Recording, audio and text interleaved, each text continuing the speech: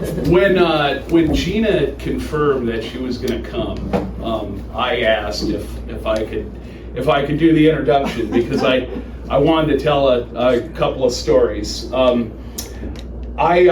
Jeanna is one of my favorite people I have ever met in the years I have been working as a political organizer. We met 4 years ago when I was working on the Kansas Democratic Coordinating Campaign.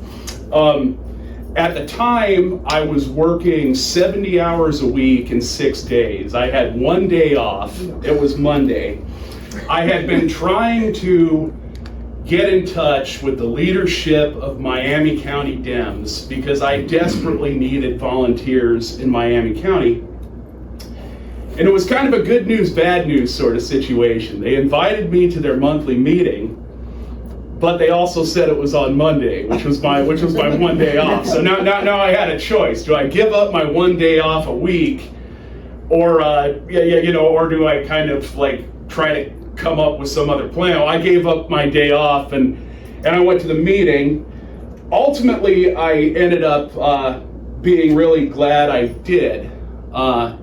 We were, I think it was in a church in Paola or Osawatomie, I forget exactly which, but Osawatomie is fun to say, so I'm just going to say it was Osawatomie. I was told the feature speaker that night was going to be our candidate for Secretary of State, but I could go on after that. That was a mistake. In all my years as an organizer, I have done events with President Biden, First Lady Jill Biden, Bernie Sanders, Pete and Chasten Buttigieg, of course, Laura Kelly and Sharice Davids, Deb Haaland and Bill de Blasio. None of them ever made me feel more inspired than Jeanna Repass. I got up after her and I said, Jeanna, I don't know how anyone expects me to follow that. I don't know how anybody can. So today I'm not making that mistake. I'm going first. Jeanna is, of course, a proud Kansan, but I do have to mention something. She is the niece of Joe Orduna, who was an all Big 8 conference IBAC at my alma mater, the University of Nebraska. Played on the 1970 national championship team. I grew up in a family where the closest thing we had to a religion was the Huskers. So let's just say Joe Orduna is a name that has meant quite a bit to me my entire life. I bring this up because I want to let you know that ever since I met Jeanna Repass, Joe Orduna is now my second favorite member of that family. You didn't even know you needed this. Thank you. Last year, when I was writing my master's thesis about voter suppression in Kansas, the first person I thought of who I wanted to interview was Jeanna. Of all the experts I interviewed, she was the only non-lawyer. But it was very important to me, as somebody with a background in political and social justice activism, I wanted somebody of a similar background. I wanted to interview somebody who came at this from the point of view of social justice and political activism, and Jeanna, being herself, of course, was gracious enough to give me an interview, which I very much appreciated. Not only was she the first person I thought of when I did that, when I started this job and I found out that we were going to be recruiting Canvas speakers for our Saturday Canvas launches, the very first person I thought of, again, was Jeanna Repass. 4 years ago, and I promise I'm almost done. I just have a couple more things I want to get to. 4 years ago, when I met Jeanna, it was not the easiest time for me. It was a tough campaign. We had some good results in the end. But the working conditions weren't exactly easy, especially compared to other campaigns I've worked on. I was telling Jeanna after the meeting about some of the issues, but then something bigger came up. I don't know how it came up, but I mentioned that a few months earlier I had lost my mom. She asked me if I could use a hug. Not a big deal, just a very simple gesture, but that simple gesture, that little bit of humanity, it really meant a lot to me, and it really left a lasting impression on me. Really, that entire evening meant a lot. I went there feeling tired, and I left feeling inspired. And so, without further delay, I am going to pass the floor over to my friend and the fearless leader of our Kansas Democratic Party, State Chair Jeanna Repass.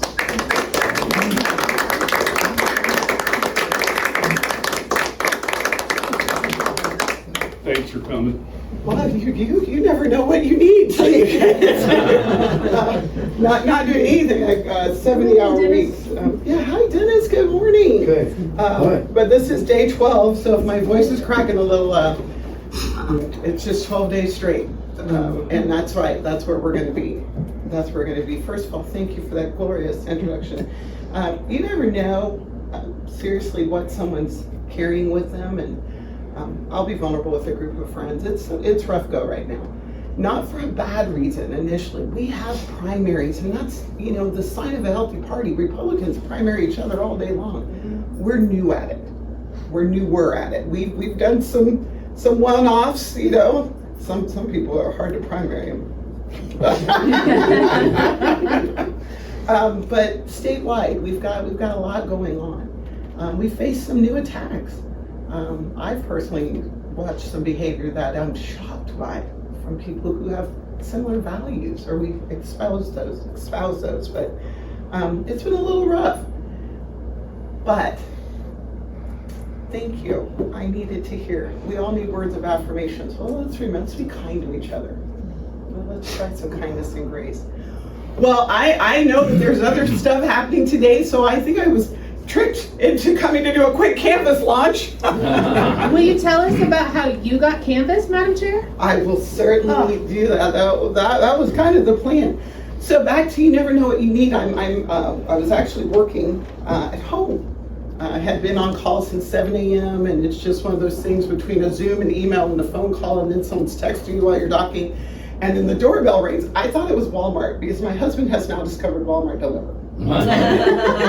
But he thinks if the day that I'm remote just means, wife's at home. It's like, no, I'm on a Zoom. The ice cream's melting on the porch. I can't go get it. So I was irritated. I'll be honest. I'm like, better not be Walmart. So I go to the door, and it was a canvasser. And he's a brand new PCL. My area where I live did not have a precinct leader. And I thought about doing it myself, and everyone was like, that is such a bad idea. You barely have time to sleep. So I opened the door, and this lovely man just stepped back, and I recognized he had a voter guide in his hand, and he said, hi, my name is Rick, and I'm your new precinct. I think our kids went to the same school. So he was checking out my house, yard signs, and he was making, and I thought, oh my gosh, this is great. Two couple of things happened. One, he had no idea who I was, which I thought was amazing. It is such an amazing thing, just like that wonderful introduction. Sometimes you get so much in your head because you are the complaint department and you've got to be strong enough to be that. But sometimes when you feel like that's all you hear, it's like, are we doing anything right? Is there anything well? Is there anything good? So he just didn't know. But he had read his little thing and he said, oh, I see you may have run for office one time. I said, well, yeah, I was the nominee for Secretary of State. And he said, well, that was so great. I really hope that you stay involved.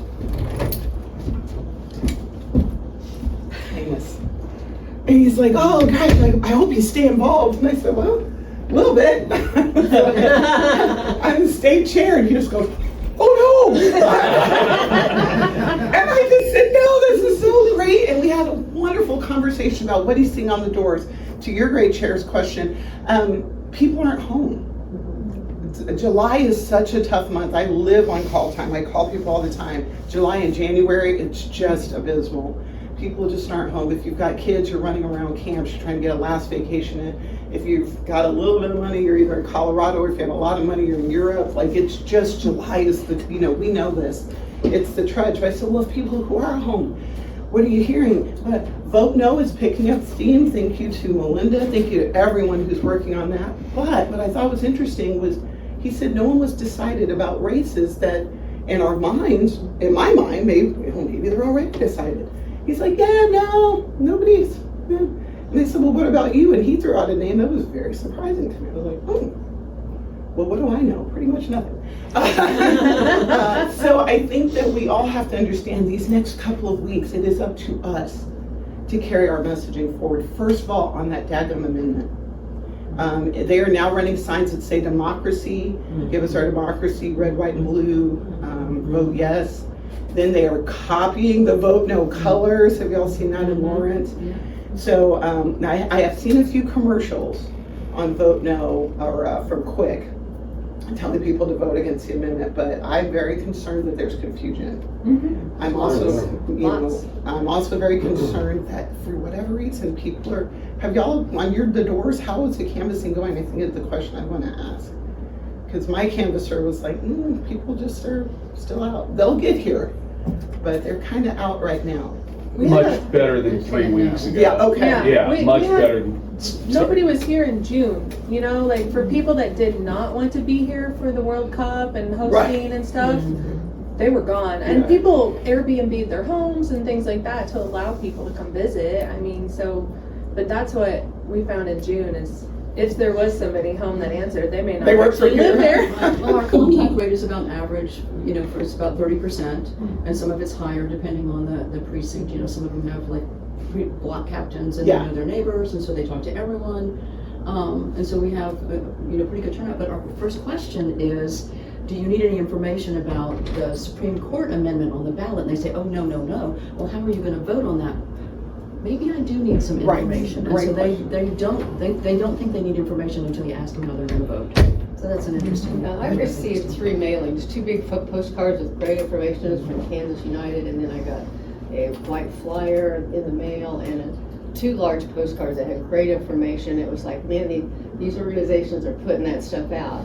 So I'm feeling better about that. And my neighbors are voting no, that I'm in a very Democratic area. But, but they are not, and I've got tons of signs in my yard. So I live on a good street that gets a lot of traffic. But I've been, people I've talked to are no voters, so I don't know.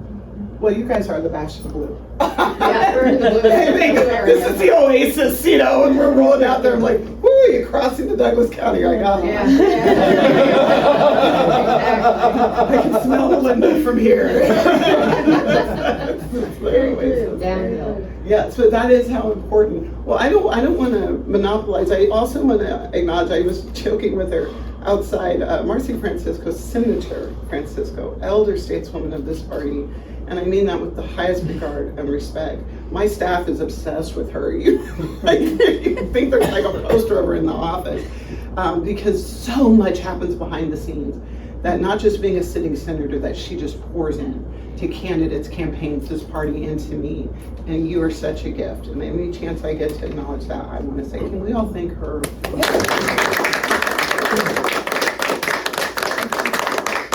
No plastic bags.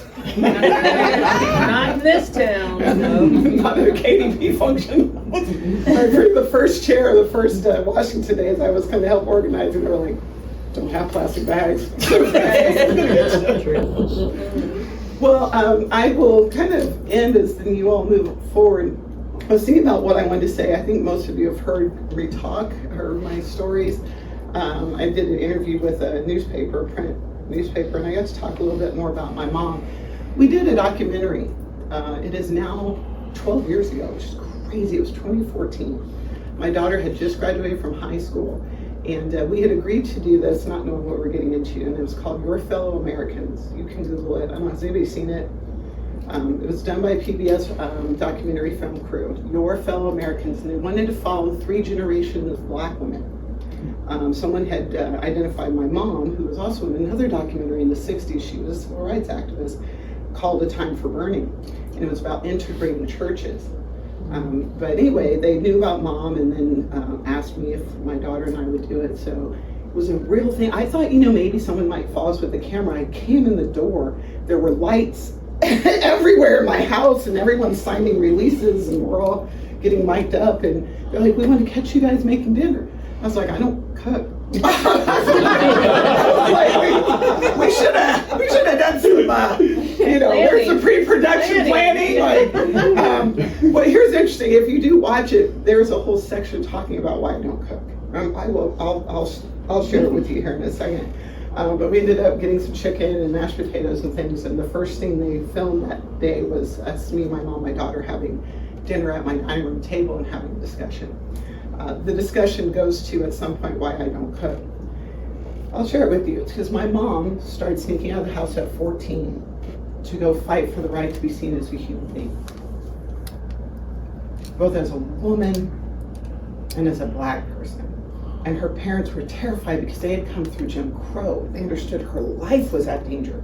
This isn't, I'm just going to go pro, like my son, the privilege that my youngest son has, because he loves to do protests. Even though he's being well aware of the dangers now, but for my mother, her parents knew that she could be lynched. They knew that once again, she could be disappeared. Any familiar scenes here that when law enforcement takes your child, they can be disappeared from you? Her parents knew that, so they were terrified, but she did it anyway.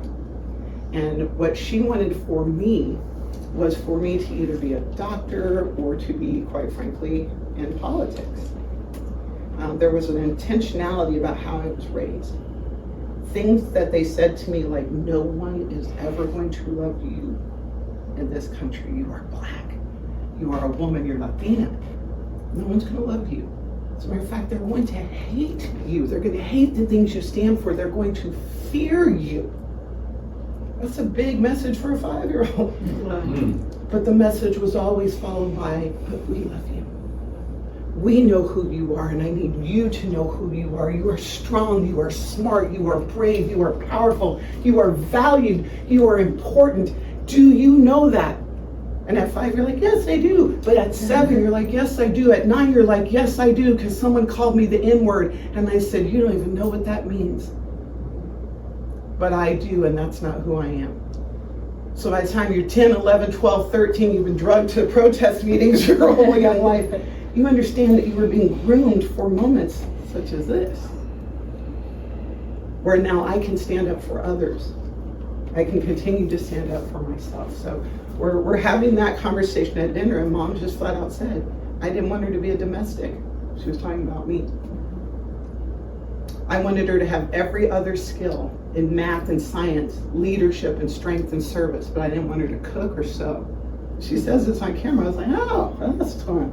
Interesting. I got DoorDash. Interesting fun fact, though, she poured all of that into my daughter. Because at some point she saw a shift and she started to feel hopeful. And ironically, my daughter is now the doctor. Just graduated from medical school May 15th. I thought everybody knew that. I would have led with that. My daughter graduated from medical school. Do you see the change? She's in residency at Baylor College of Medicine at Texas Children's. She's a pediatrician. She did KMSL, which means when she's done with that, she will come back and practice in Kansas. Yes. So she did 24 babies by herself and 2 circumcisions last week. You talk about 70-hour weeks. Her contract says 80 hours before she gets a day off. I don't know why they do residency this way, but hazing. It's hazing. Yeah. Well, thank God for nurses. If anybody's a nurse, thank God for nurses. And before I close out, is anybody a veteran in our midst, active duty? Can we please, and I don't want to embarrass you, can we please thank her?